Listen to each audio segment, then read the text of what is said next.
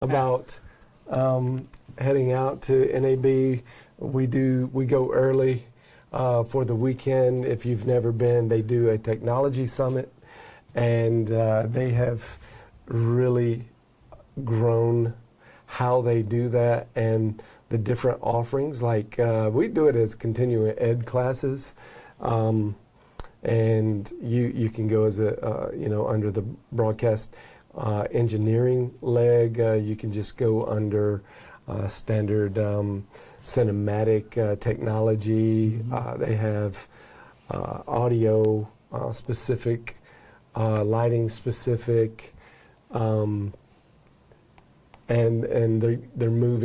they're stretching out into all kind of different systems, I guess you would say, to exhaustively cover what the technology advancements are, and that's a lot of fun to see. I wish I could go to all of them, but a lot of times I go to the broadcast TV stuff or the cinematic.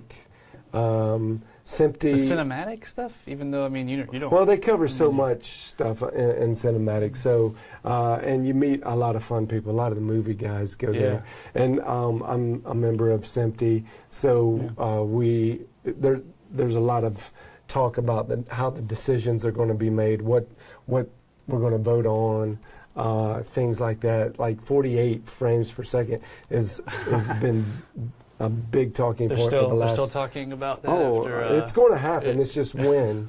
When is it going to happen?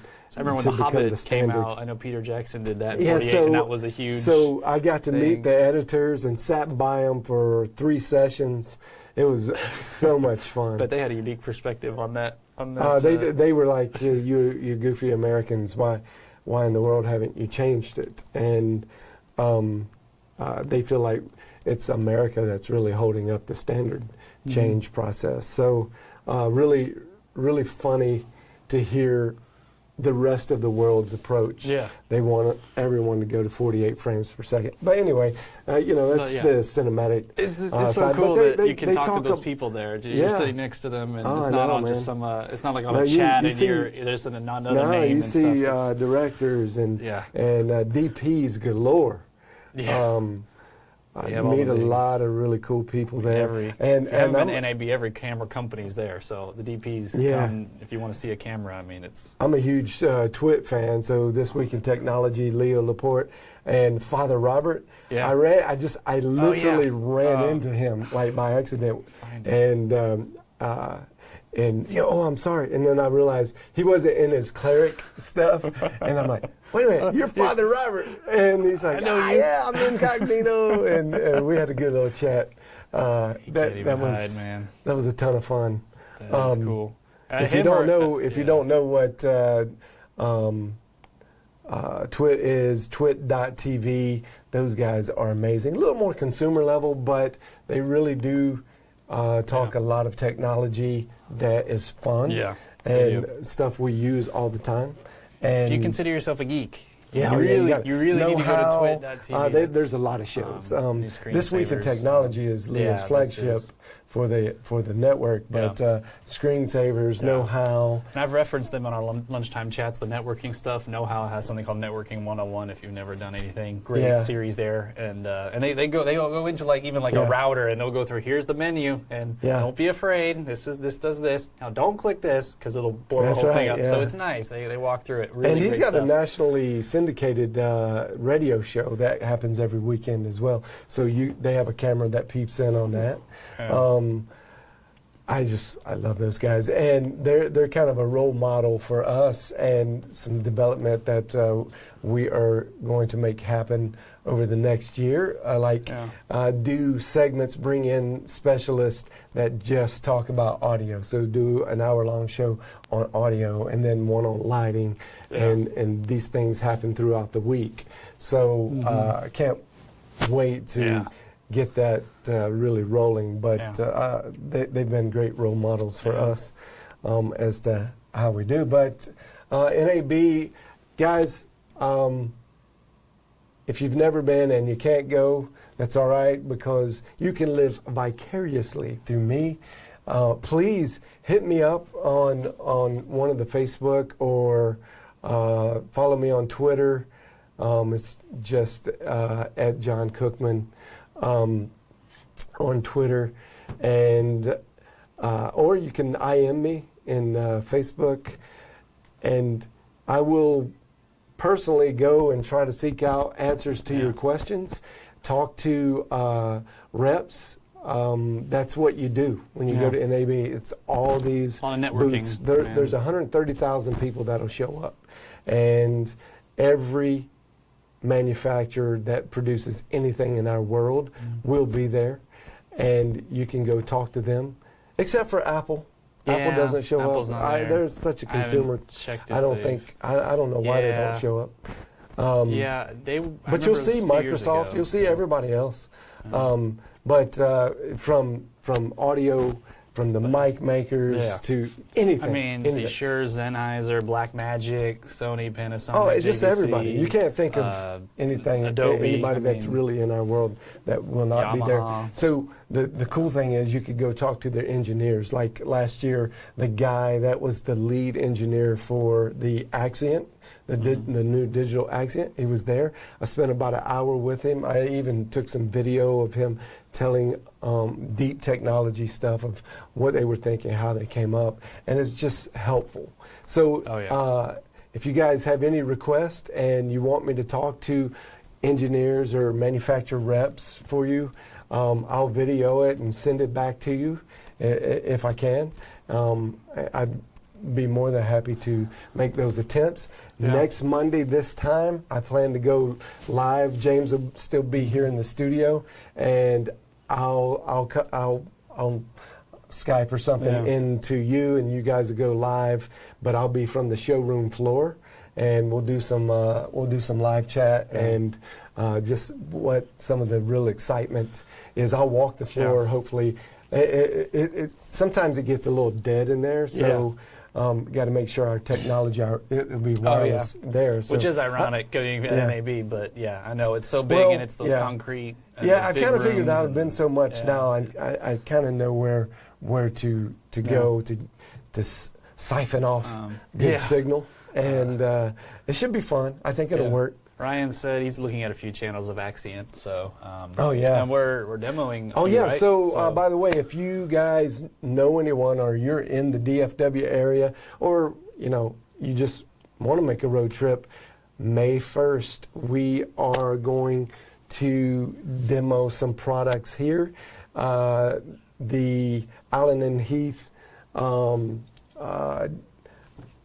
D-Live consoles. They'll have a couple. You guys could come in, get your hands on those, and ask the manufacturers. It'll be manufactured guys. There's no like retail guys just trying to sell you stuff other than the manufacturers showing you. It's the community will be here showing their new line array, and we're going to fly some of those cabs, hook it up with the new D-Live. We also have in that room we'll have our Digico SD10, so there'll probably be an opportunity to audition what the D-Live console sounds like next to an SD10. They're also bringing in Allen & Heath's brand new digital small format mixer. Shure will be there, and it's a great opportunity for us to get our hands on gear. So we're doing it as a demo, but they said it would be cool if we could have up to 50. So there's like a cap of 50. Message James, let us know that you want to come, and we'll make it available. They'll probably provide some coffee and snacks and things like that. That's what usually happens.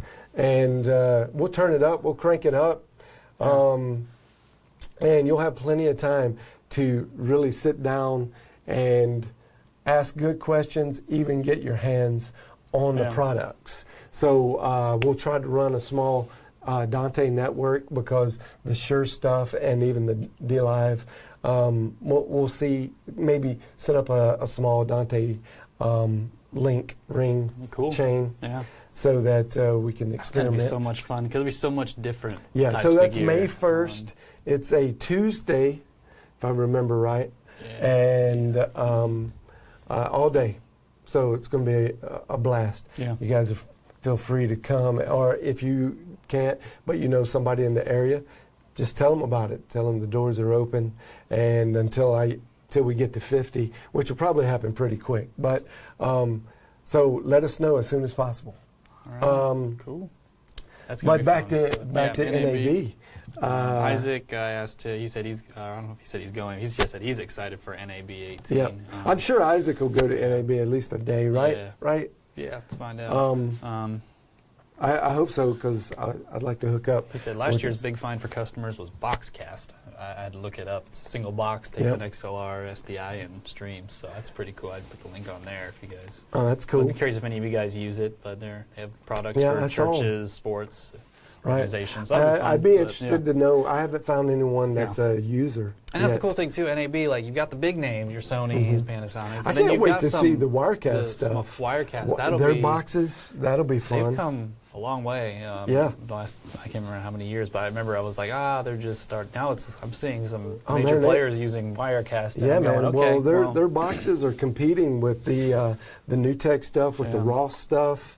Blackmagic 4A, probably. 4A always has a real good presence there. Not sure why I don't run into more people that use them. Yeah. I used a product, a 4A product, that seemed that work fairly well with Major League Soccer. Oh. They were using one of their switches. Oh wow. It's Yeah. a pretty big. Yeah, well, critical MLS level. is not. It's nowhere near. When you think professional sports like MLB. Oh, right. Yeah, but it's mission critical though. They're not. It They is, can't let it. and they're crash growing on them. it. So when you're growing something, Yeah. you don't get Yeah. as much forgiveness. They've been expanding the last few years. Yeah, for sure. Only So until recently. But yeah, it should be really, really cool to Yeah, see. Ryan says he's been really impressed with, or he is really impressed with 4A. Yeah. That'll be. Yeah, so Yeah. I'll stop by there, hang out with those guys a little bit, see Yeah. what's new on the horizon.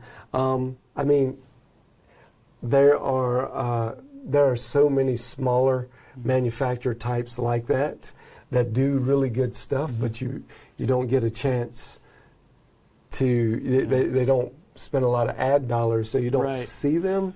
Their There are so exposure many level, of those but booths. I mean, when you're walking, you run into them, and then you talk to them for a little while, and you're like, "Wow, man, that's a great think- solution. I That think is a I'd like to great try this." solution. Yeah.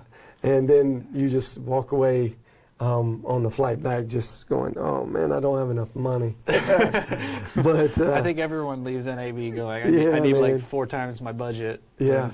And 8 times my crew, and well, you can do cool it's stuff. just so much Yeah. fun. You doing anything like speaking, or I don't know? Yep. I know you typically are. Yeah, some we're doing a booths couple gigs. I'll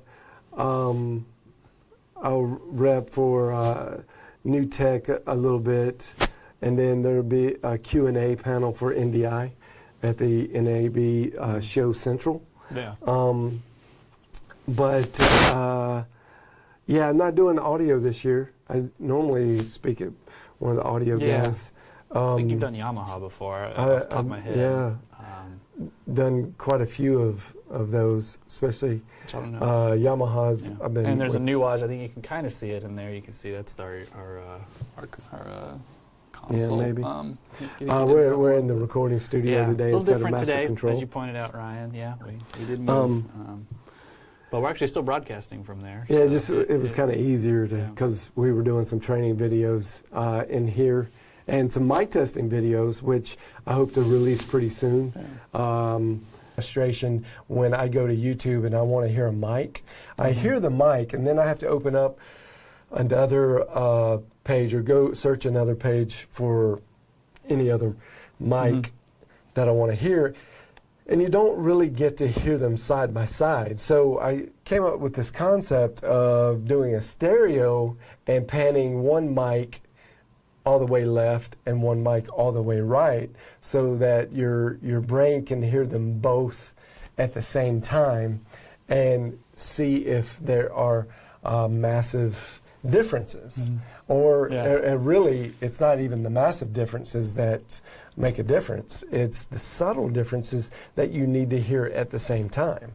So with I don't think you can see it, but like here's a AT40 or 5040, and it's their big dog. The 4060 is their big dog tube mic for Audio-Technica, and then their standard condenser large diaphragm is the AT5040. I absolutely love that mic, by the way. And there's just subtle things to hear, like against the Rode NTK. What have you recorded? Vocals, instruments? I don't know. Just everything. We'll go through the gamut from instruments to male to female vocals.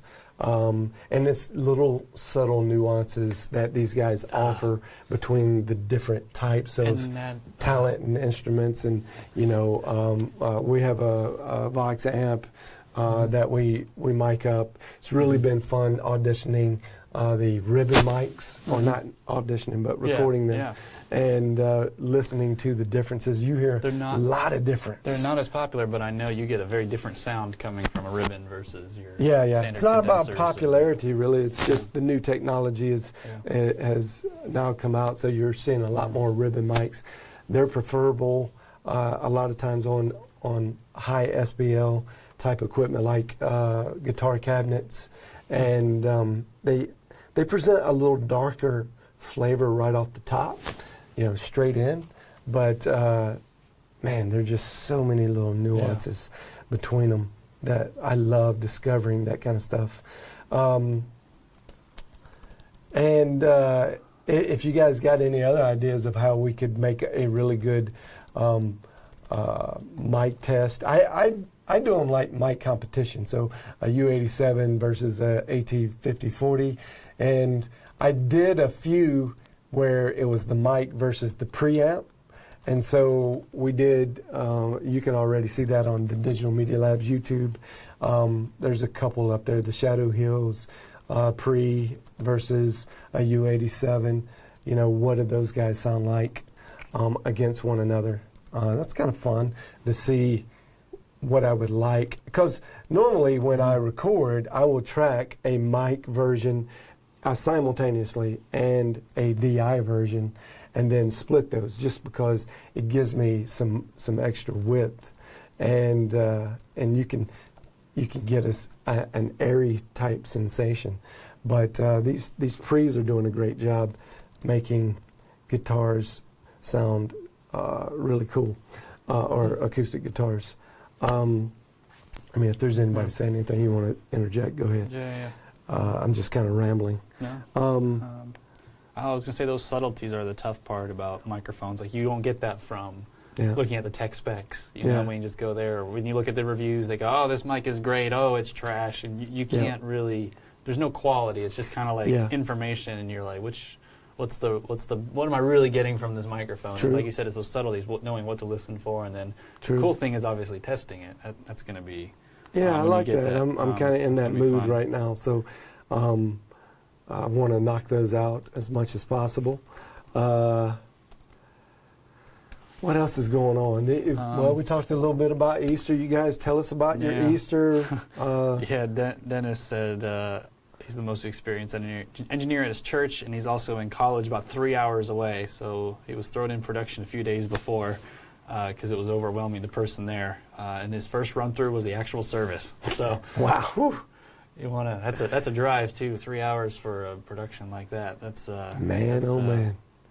Yeah, might as well sleep. Yeah, at the church. Just don't sleep on the on the drive home, right? I drove an hour yesterday, and I was tired by the time I got home. It was just and we didn't even have any. I just went to church. I didn't have to to do it. Especially those sunrise services. I've seen some churches are doing like that 7 a.m. or really early, and they do it in a different location. Yeah, so they'll usually go outside some remote stuff to set up. Man, what a bear! And then you got to take it down. That. Mad respect, because it is cold. I mean, it's still. I know it's April 1st, but it's still not. It was chilly. It was a good warm afternoon yesterday, but this morning, yeah. Man, it really Imagine chilly. being in Massachusetts or anywhere in that northern area. I think it's snowing up there. Yeah. I'm not about that. A little colder today here in Dallas, but anyway, enough about weather. All right, so let's see. I actually had something. If I can find it. Yeah, Ryan sent me some cool photos, videos, but it won't let me post on there, so that's a bummer. What? Yeah, it's blocking it for some reason, but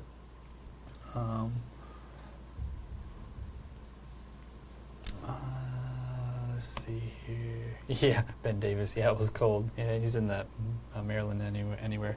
Are you excited about new Sony gear being previewed? I mean, I think the A7 III, I know on the camera side, that's the one everyone's kind of going, maybe it's time to leave that Canon 5D Mark III and get that A7 III. I've seen so much stuff. People talking about leaving A7S2s and going to the A7 III.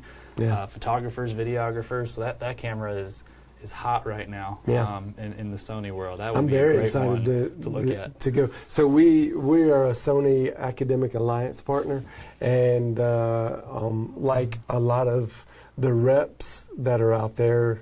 Isaac, I think Isaac might be a rep for those guys. Let us know. He can get in early, but there's a VIP showing on Sunday evening that's always super fun to go to, and you get I don't want to say better treatment necessarily, but a little closer, a little bit more behind the veil look, and you can, you can talk to the engineers. For Sony, they send a huge Japanese constituency. So at NAB, it's a good 50-50, maybe even 60-40 in favor of internationals over the Americans that will be there. It's funny, it's the National Association of Broadcasters, but it's a global the International conference. Association. yeah, it's kind of funny. It's NAB, but it's really a global type deal. So you see so many internationals there, and they show up. Obviously Sony's got they're Japanese. Yeah, but so you're going to see a lot of guys that you have to if you want deep information about things, what's coming, you got to talk to those guys, and their English is broken, so you got to get committed to that conversation. There's some of that, some of the like maybe Panasonic, a few others. But what is cool is, man, those guys know the gear because they engineered it. I mean, they'll start talking, and it doesn't take long to get over your head because they understand. Like, I know on the camera side, it was the sensors and how it's interpreting light and the photons, and I was trying to absorb it all and understanding how the camera was processing it as they were trying to explain the problem. And I just, sometimes you just kind of go, wow, I feel stupid. Well, you actually worked for them I did. One year. Came around, and back only 1 year, right? Yeah, 1 year, And great experience. And so that was, that was really, really cool. But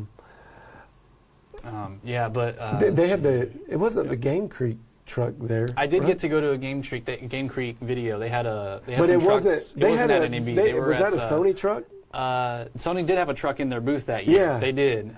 One of the kids. Was that one of theirs, or it was? Okay. I think it was a Sony truck. So it wasn't Game Creek. I know that. They actually had a truck in the booth, which is crazy because booth space is like usually pretty small. You want to keep it. It's like a little city. And just Sony's booth. Yeah, Sony's got the city. Yeah, they had the truck. And what was cool is one of the students had actually been working on like a truck very similar to that when he was doing stuff for ESPN3. He was doing stuff in like Pennsylvania for the Big Ten conference, and so he knew the whole truck. So he took me through awesome. Right before the VIP thing. Really cool. But yeah, I got to see some Game Creek video. They usually bring their trucks, and they'll have a couple of the technical directors they'll get together, and it's cool because all the tech directors are together because March Madness usually is just over. So other than baseball, all the other sports are kind of winding, or basketball and hockey, but your football is out. So last year I went through one of the NASCAR trucks. NASCAR, yeah. That's a huge production. They have so many cameras for a NASCAR race. I tell you another one of my favorite booths that I just spend a good amount of time at is the Fuji booth, Fujinon. Really? they have all these cameras set up, and they build really high pedestals. So you walk up these circular steps, and you're up maybe 20, 25 feet above everybody. And then you're getting the and whole... then they put their really nice box lenses on them, and you can zoom in. You're like CIA, man. Oh, man, just it's so much fun. And they got great lenses, too. Yeah, they do. And they have lots, maybe 10, 15 cameras all in their booth, just in various places that you can try out their lenses. And then you go to the camera booths, and they have their cameras set, and they hire models, and I'm trying to describe it for those that have never been, but so you can you can check test movement, out, skin tones, those kind of things are great. Perfect lighting. Yeah, the lighting is great. And then even areas where they don't have good lighting, and so you can like dark, so you can see what the noise, what happens when you add more gain structure in there. That's always a ton of fun. Yeah. Admin booth's usually pretty big. Admin booth is huge, and always busy, and they do a lot of seminars at their booth. Let's see. Well, everybody's there. I mean, Black Magic's got a huge open booth, and I like those guys in the fact that they have tons of reps out there that are really wanting to talk to you. And although, I've had my qualms with Black Magic, I do like to see them trying to grow their customer service. It used to be horrible, the worst in the business, and it's slowly getting better. But at NAB, they do have a good representation. Usually like Black Magic, and then a booth or two down, it's a big red booth. They've gotten a little bit smaller through the years. They usually have good... They've got like good marketing even in their booth. Like it's got that black kind of thing with the it red. looks great. But they'll usually bring in director of photographies, cinematic guys to come and do seminars. So it's a lot of fun, man. If you can coordinate your schedule, go take in a few of those seminars and hear how the pros use that kind of stuff. That's amazing as well. For the creative minds, Adobe Creative Cloud people, Andrew Kramer will be there from Video Copilot. I think he's got the Monday and Tuesday session, he's got one or both. And if he's there, it's going to be packed. And it is a huge booth, but most of it's seats. And what's funny, because they know. Oh, I know. It's going to be. He put on like Instagram. He's got like a new shirts and everything. It's so funny, his little brand, but he hasn't put out a lot of what he's done, so he's probably going to show a lot of that. So any J.J. Abrams projects he's usually working on, so that'll be fun to see what he's been doing, because he hasn't been on VideoCopilot.net until lately. So if you're watching Andrew Kramer, thank you for getting back to for those of us who watch all your tutorials. They used to have a House of Worship section where they just did AVL just for House of Worship. Last 2 years, I haven't seen that. It's kind of tougher. Any of you guys that go and know, if you know any reason why they're not doing that. What was in that area? If it's possible they could have moved it, and I never found it. But there's over 1 million square feet of space there that it's all used. So I don't know why they would have moved it from where it was, but it was always fun to go to. I'm curious if Renewed Vision has a booth, the Pro Presenter. That would be. I've never seen one, but if it is, they probably got a smaller booth. I'm trying to think of the main. You wouldn't think like even like a planning center. I know that's very House of Worship-y. I wouldn't think they'd be at NAB, but I'm trying to think of like what's specific, because you think of Black Magic. I mean, House of Worship's a sector of what they do. I mean, live stream with their Mevo cameras or their platform. It's a sector. I mean, Sony cameras. I mean, it's obviously not exclusively House of Worship. Streaming Wirecast companies, but the streaming companies are usually there as well. So it's fun to go talk to them and see what's coming out new. And usually you see new release type stuff happening, like, or they're going to tell you, this year we're going to do this. I remember when Panasonic said we had the GH4 coming out. And then it didn't come out. And they're like, we're going to wait till November to release it because we decided to add this. And they sure packed enough, a lot that's what happened. in GH4. So you get that kind of knowledge base, Yeah. and it helps you in your purchase decisions and, Yes. and how to build your plan, your master plan, or down to your monthly and yearly Yeah. plan. So getting that kind of information There's is some awesome. cool inside information you can get Oh, going yeah. there. They'll And go, that's why we we've got want to our translate release. some of that stuff. Just get ready. It'll be another it- 2 months. I know we promised Yeah. it'd be out by NAB, but it'll really be out in probably June or July, and you can kind of, Yeah. all right, well, we'll wait for that patch or that. I know Adobe always does that. They've got stuff planned for NAB, and then they demo it, and they'll go, it'll be available Yeah. in a few weeks, and then you just wait. Yeah, That's fun. video card manufacturers, which is kind of, we don't talk much about that Yeah. stuff, but those kind of component industry guys are there as well. And I like it because NVIDIA sets up usually right beside Adobe. And Yeah, they have to work you're able together actually for to a lot. get those guys to talk together. I remember one year, about 4 or 5 years ago, I went and I set up a meeting with, and I had, because they were so close, had them both come to Yeah. it, and they were very willing to talk to each other, talk to me, and see if we could create a design Yeah. that would work for what we were wanting to do. Yeah, 'cause we're building a computer at building a that point, supercomputer, and You just can't do that over the phone. It's no, gonna be very it's tough. really tough. But it ended up, we had those guys working together for a couple years, where we would do a team viewer, and the Adobe guys and the NVIDIA guys would both get on the call. And it was a lot of fun to see how that stuff worked out. Isaac said Renewed Vision will have a booth on the floor. So I got to take a quick phone call, Okay. but talk to him, James. you want to Yeah, I'll mute it. Mike? All right. So I'd love to know what you are looking forward to at NAB. I know my thing. I'm do a lot of software, so the Adobe CC Creative Cloud, 2019 we should be seeing the features from that at NAB. That's going to be a lot of fun. I'm actually going to go quickly to the NAB show site. Okay, so this was cool on their site. If I can pull it up. Yeah, they're doing a cool thing.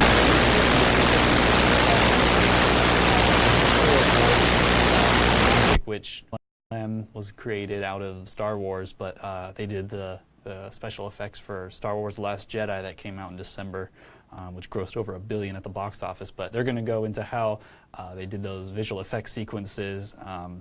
Probably going to talk about that there's one particular scene for those who have seen it. There's I don't think I'll give anything away, but a spaceship explosion that is iconic and probably will be iconic in Star Wars, so they'll probably go into that and how that all developed, because that is just so cool. Let's see what else they've got. On the NAB show site. I wish I could show you my thing here. They have a whole. There's an option to plan your show, so you can get the app and you can plan all the different keynotes and presentations, because there are just so many of them. You can literally spend the whole NAB show going to presentations, and you won't actually go on the floor, or you can end up on the floor and not go to any presentations. It's just that huge. Also for you NAB guys, the Met Effect, Media Entertainment Technology, they've been pushing this Met Effect. I like the concept of combining the media, the entertainment, the technology. I think it's kind of a weird name, Met. I wish they had a different name. Met just makes me think of like the Metropolitan, like the New York Mets. So I don't really like that, but I would like your take. I think that's right, though. I think the future of media is the connection between entertainment technology, specifically IP-based, which will be something interesting this year, is NDI and AES 67. I think SMPTE 2021. I can't remember the term off the top of my head, but all these IP-based video workflows. It's going to be interesting to see what's getting demoed. John's going to be obviously doing some new tech NDI stuff, so if you have any questions, go see him at the booth. He can show you the IP series version of the TriCasters. The TC1 will probably be demoed there. Ryan Ryder, it'd be nice if Renewed Vision would stop breaking ProPresenter every time they update it. Amen. That is very frustrating.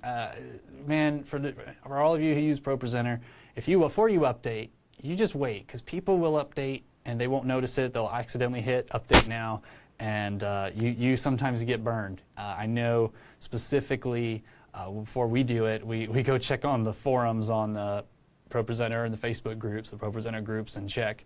And I'm always hesitant. I wait like weeks and weeks Obviously, the big one right now is for ProPresenter. Most people use Mac, so High Sierra is not working so nicely. So, hopefully, so yeah, Ryan, needed. you can. Hopefully, Ryan, you can talk to the Renewed Vision there at NAB and ask them why it breaks so much.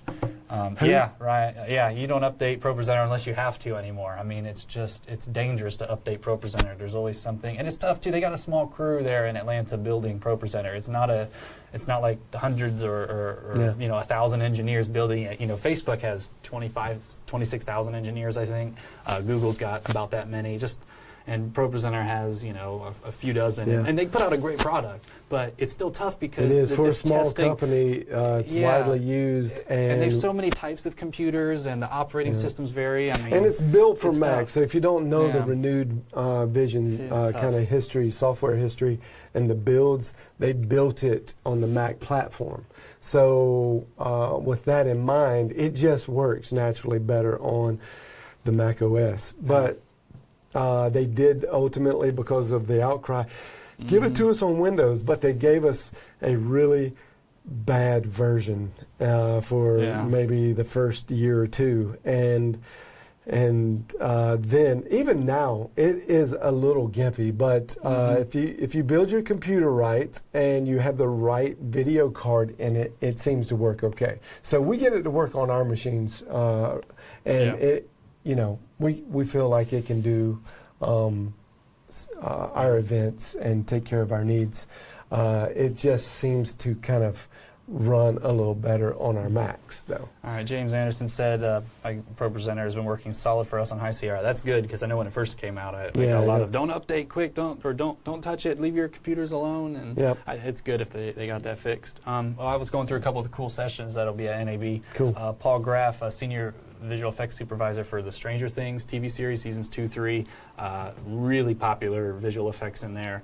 So that's going to be a cool one. I'm looking, I need to check here. They typically, I can't remember if they stream this stuff, the main sessions. I know sometimes. They will not stream any main sessions. Not the main, okay. They do have the NAB show, the NAB show which is not the it's show. It's always a panel. It's kind of like a sit down, and this one of the ones I'm doing for NDI.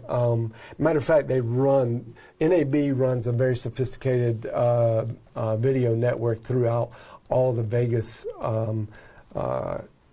convention center big rooms. I mean, it's huge, it's over 1 million square feet. But they do it all with NDI, and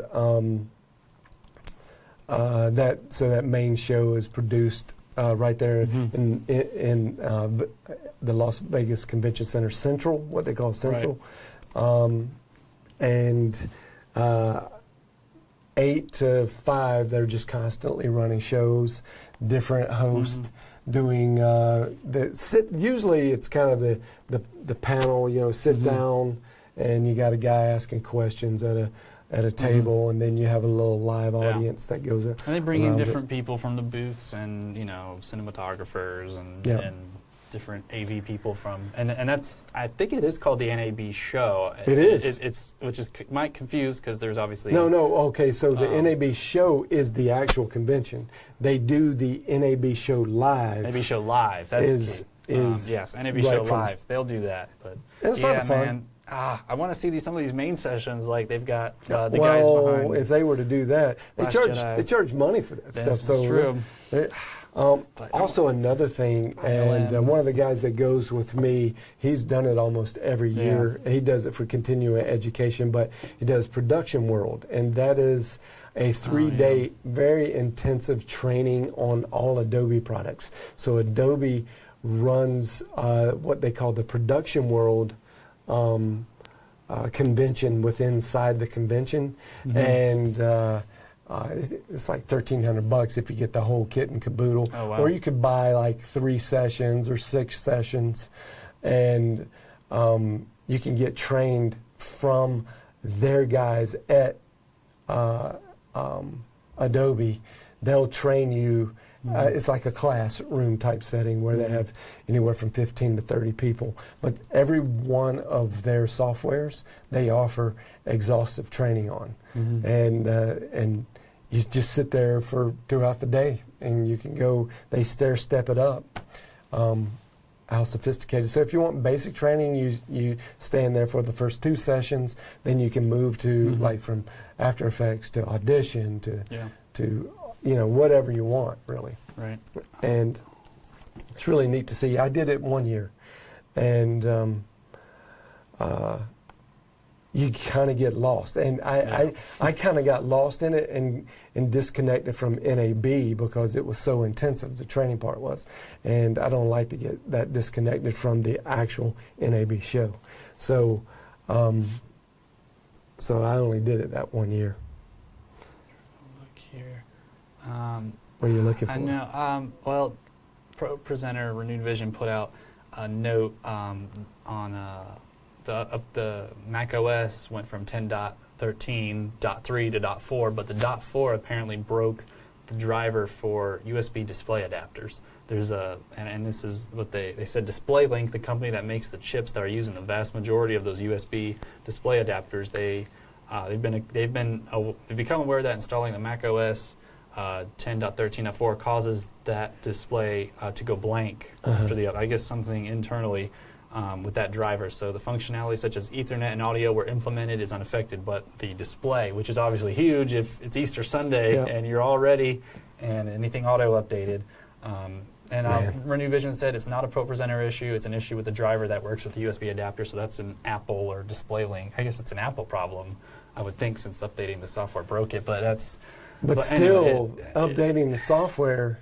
your OS. They need to really know, this is my opinion on the software developers, they need to know what's happening so they can issue out, this is what happens, this is how you fix it. Surely no software company would issue out an update and not have a fix for any known problems. Right. So it's all about crazy. communications. Apple would release out an We're talking OS about a bunch of nerds like us, but one thing that we've learned is so valuable is we have 1,000 sins forgiven if we just communicate and let people know, even if it's a problem, let them know that we know we're working on it, and maybe don't do this until we give you the all clear. Yeah, I'd say like most ProPresenter users have some kind of an adapter because Apple, those computers, they're all was it Thunderbolt 3 Lightning, whatever, or not Lightning, but Thunderbolt, and you've got to go out of that to an HDMI or DVI.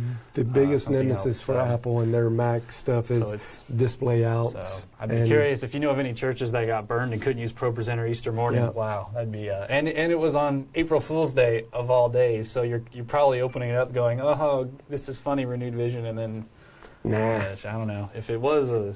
Ain't nobody thinking that. Oof. That would be mean.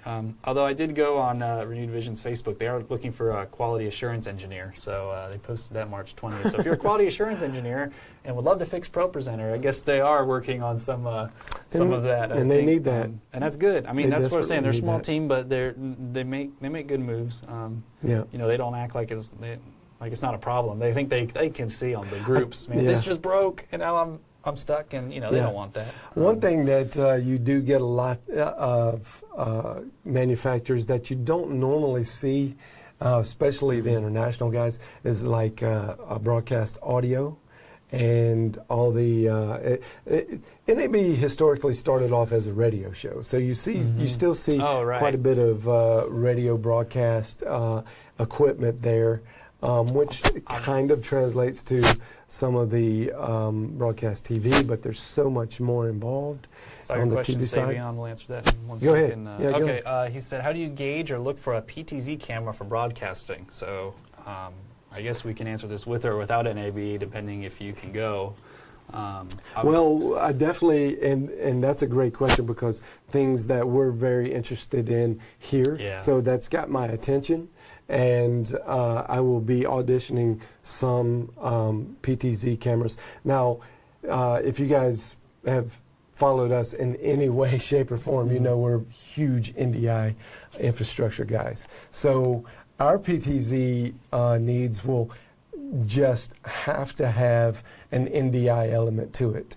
And that needs to be built in. I would rather it be built in than, say, taking an SDI cable to the switch.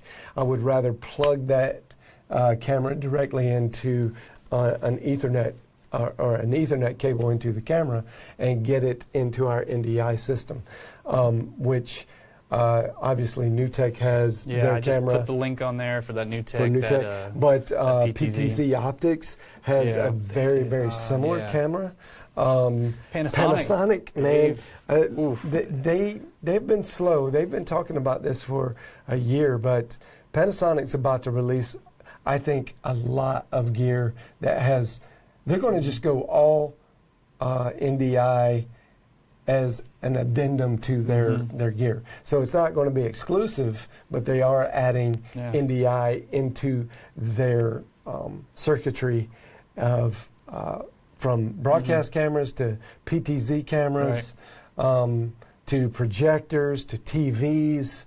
So and that's going to be a big one. One thing that I'm going to do for Ryan Ryder, because I am just extremely interested in, is to see who is developing the NDI display end of this thing. Okay, the display end. We found one manufacturer, Michael Sanders found him for us, and I've talked exhaustively to this guy out in San Diego, and his box is just so expensive. It's $1,500, and it's not very practical. For that kind of price. I could buy a computer and get 3 computers and use NDI monitor and those little mini computers and put them on the back of the display. But what we're really looking for is a display that carries the NDI protocol drivers inside the unit, so you can just maybe click on, you go to your app section, click on NDI, and then now it'll give you all the nodes that are there. Make a nice little interface, tap on the one you want. To me, it would be so easy, and it's just knock it out of the park, right. especially on the commercial side. Yeah. Should be easy to do. Digital signage just with that be awesome. Oh, yeah, that'd be ridiculous. Ryan goes, it's what I need. Yes, it'd be great. Digital signage is probably obvious case point. You can just go in there and I want that one in this room, or I want this signage in this room. You can do it all from the TV. We've heard in the rumor mill that Panasonic's been working hard on display end, and they've got especially the TV in projectors. They've got they do have the TV side. Ryan said, "Do not touch Vadio PTZ cameras." I don't know if you have experience with. Do not what? Do not touch the Vadio VADDIO PTZ cameras. Cool. And James Anderson goes, yes. So I guess you're. James I don't know if it's probably Vadio or the NDI stuff. I guess for PTZ, I mean, the big thing to look at is your power over Ethernet. So you don't have to. You got to have that in your switches. Yeah. So we're talking about NDI. Sure. So if you're using, Ether to distribute your video, you're also going to be able to use that Ether to access the servos on that. And you can use your PTZ remote control, but remember your switches have to have PoE. Right. So, and I would, at this point, I highly recommend everybody that is buying a new switch, an Ethernet switch, if you don't know what I'm talking about, but an IP type switch, make sure it has PoE. Yeah. If they're more expensive, it's not by much, and it's worth the investment. But the prices come down on them so much that I think you can find PoE on almost any for equal cost. Yeah, and the nice thing too, like you mentioned with some NDI, is all the controls are over the network. PoE gives you the power over your network, so you can basically set up your camera and you can run power. All your commands, it's sending you the video back all through one cable. Yeah. And that's really the gold standard. I mean, it's one cable to run. You don't have to run power to there. You got to run a separate cable for the controller, a separate video out.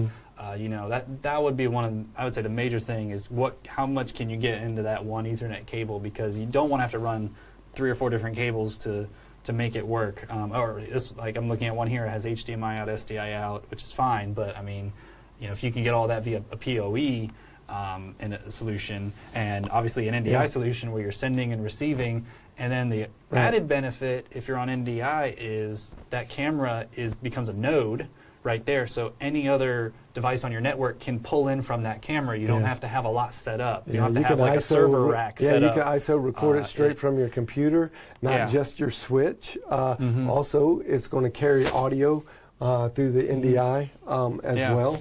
So you can distribute that however you want. Yeah. A lot of just really cool benefits. So on the camera side of those PTZs, the number of chips. So some PTZs have one chip. Some you'll see there are 3 chips. So they're splitting it across your RGB. So we kind of talked about that a little bit last week, I think, a little bit. So you can see our talk about the 3 chip versus 1 chip, and we could put some articles in here. But that would be another thing to consider, the size of it, because you know, they'll throw you with specs and everything, but the size of your chip, 1/2 inch versus 2/3, 3 chip versus 1 chip, I would look at that.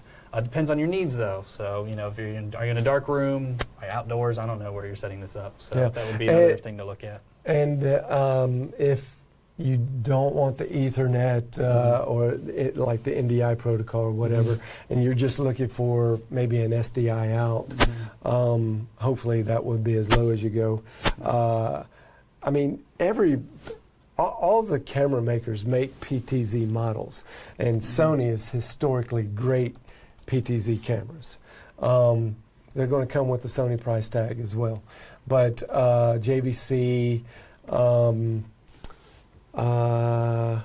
there's another one I'm thinking of, but I can't. I mean, we talked about Panasonic, but PTZ Optics and Newtek, well, PTZ Optics is they're not really in the camera business, but what they OEM a nice PTZ camera and then just put their own brand on it. Yeah. But where they excel is the video distribution out, so they're doing NDI. That really helps. And controls. Controls are a big deal in PTZ cameras. So really, you don't even want a PTZ camera unless you have controls. Those controls can vary. The way the data protocol is written, you know, you want them to be extremely responsive, and you know, no delay, and you want them to just to work when you want them to work. Obviously, I know that sounds silly, but you want to be reliable. Yeah, I mean, reliability is huge. So how easy is it to pick it up if you're at a situation where you have volunteers running it? I mean, that's a big one. Can they even run it? But and now with some software in the background built in, like face recognition, things like that can actually follow you. Those are really cool features. Yeah. I would say, I know we talk a lot NDI, but if you do get a chance and you're at NAB, Sony has a cool little mobile switcher. It looks like a laptop, and they have some cool built-in stuff with their PTZs where it'll follow the person. Not NDI. Sony hasn't jumped on the NDI bandwagon just yet. Well, they're not going to because they have their own, and it's $1 gajillion more. Yeah, and it's higher end. And it's not open either. It's not open. Not like NDI. And Grass Valley has their own. Oh yeah. Same thing though. It's super high end. It's going to be very reliable. Not that NDI isn't, but we're just out of beta. So put it that way. It's still a new organism growing on its own. We do well with it, but you know, NFL sports or the NBA, those really high end that have the big budgets, they're going to spend the dollars to get the infrastructure, like a Sony infrastructure. Yeah, and so anyway, those are, I don't know if I guess the controllers, the type of camera, and then obviously that your PoE and just how few cables can you run from a control computer to that camera. That would be for sure. The fewer cables you have, the more reliable it should be.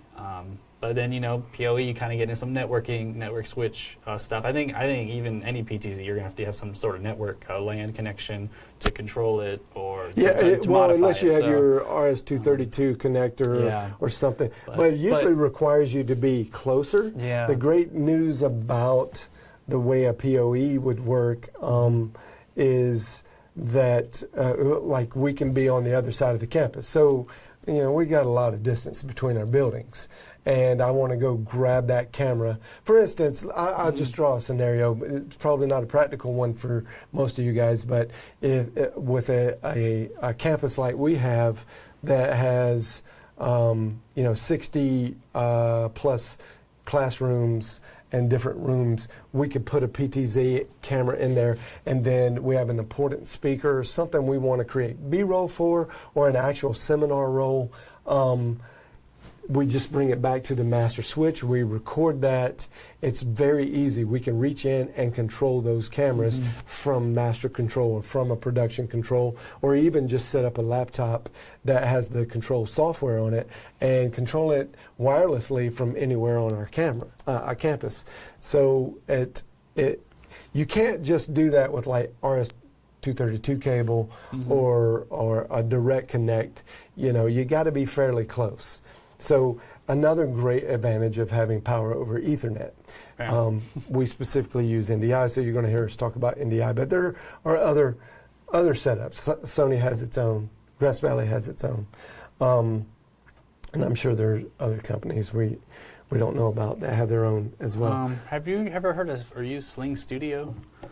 Ben Davis was asking what we think of Sling Studio for smaller churches. So Sling Studio, I just put it on there. They were at NAB last year. I didn't recognize them at NAB anyway. But they've kind of got a kind of all-in-one box. Yep, they're just like Box One. Boxcast, I guess. Boxcast. And you've got the app. They're very competitive with Livestream and Wirecast. Yeah.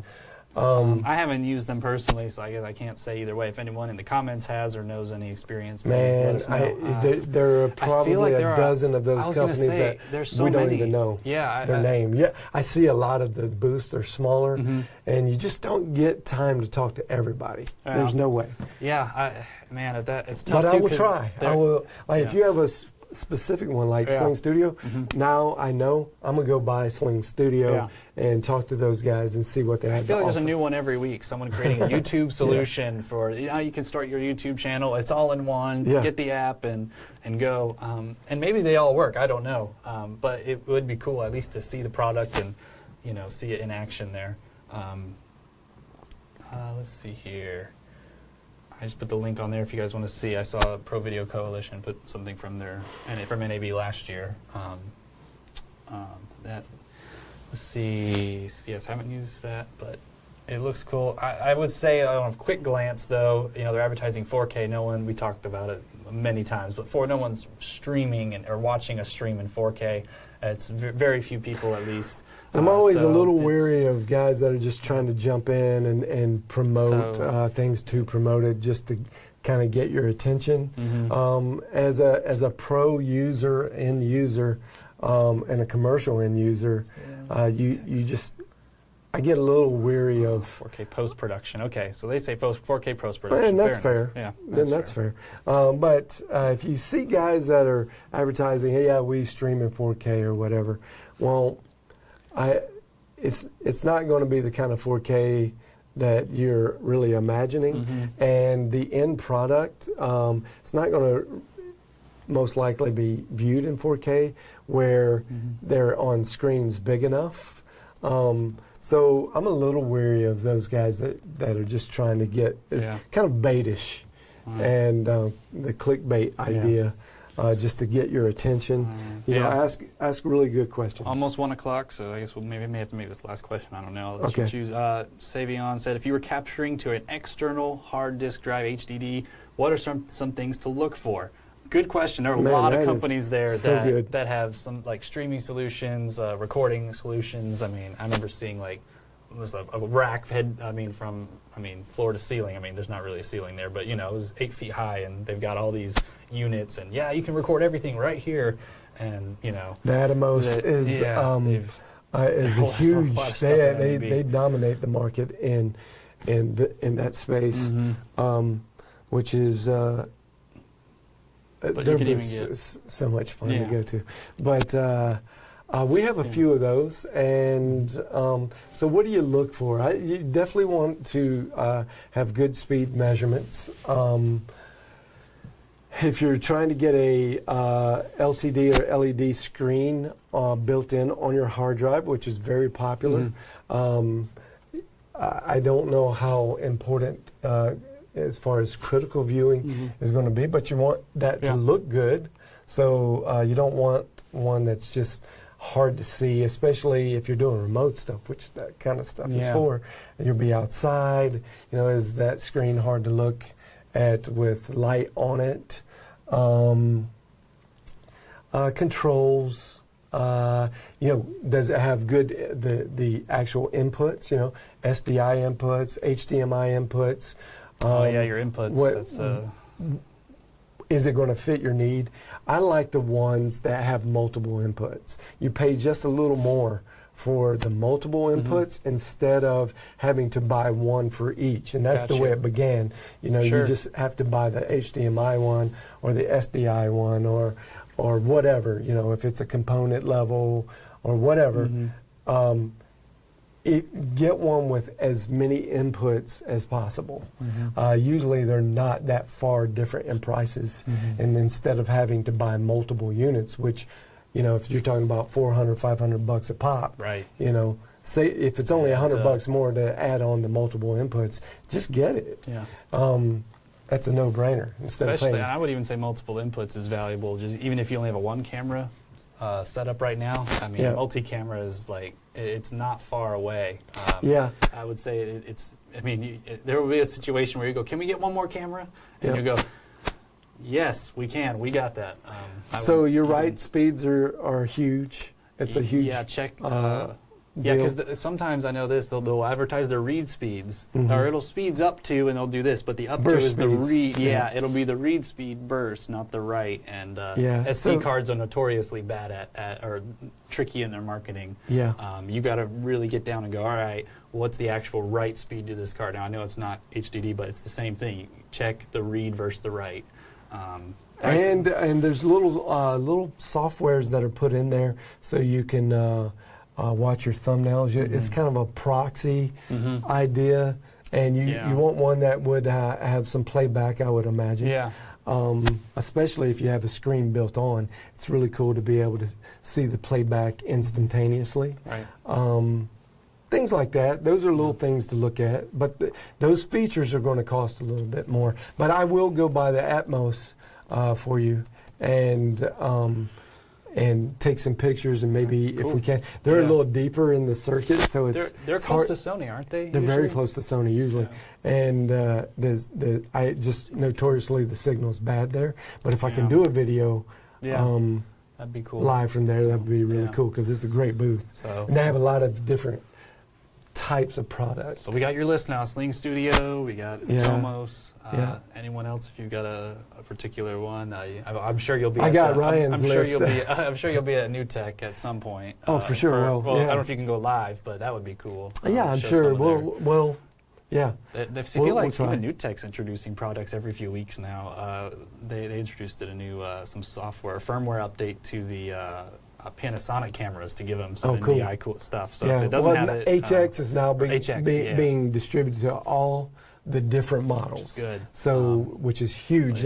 If you don't know the HX, the NDI HX driver model is now getting refined, but it started off with this concept. We're going to take the 100 megabit and shrink it down to a 25 megabit. So basically, they're compressing the compressed, which their codec for compression I put up against anybody, Sony, anybody in the world. It is the fastest and most stable and clean looking codec there is. They've worked on their compression. It is where a lot of engineering. Their engine is all about the compression. That's why they offer NDI for free.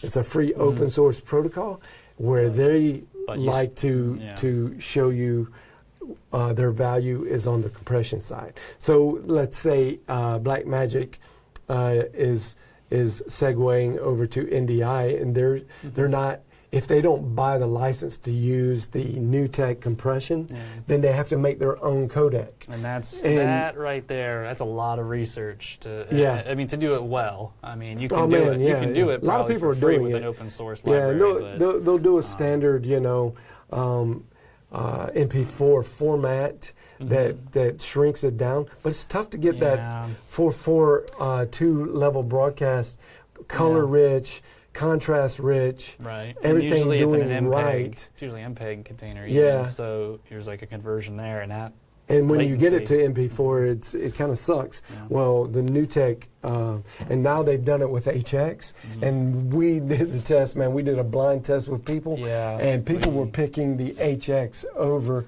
the HX wireless. I think I might have the picked SDI it too, wire. that wireless. Very, yeah, it was very, good signal, very but, crazy technology there. All right, well,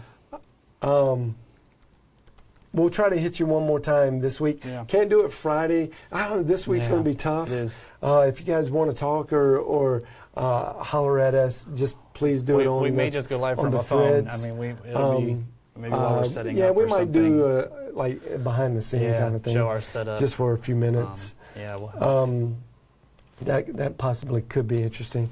But if not, we'll catch you next Monday. I'll be live at NAB. James will be back here in the studio, and it should be a blast. I can't wait. Yeah, Man, it's going to be so much fun.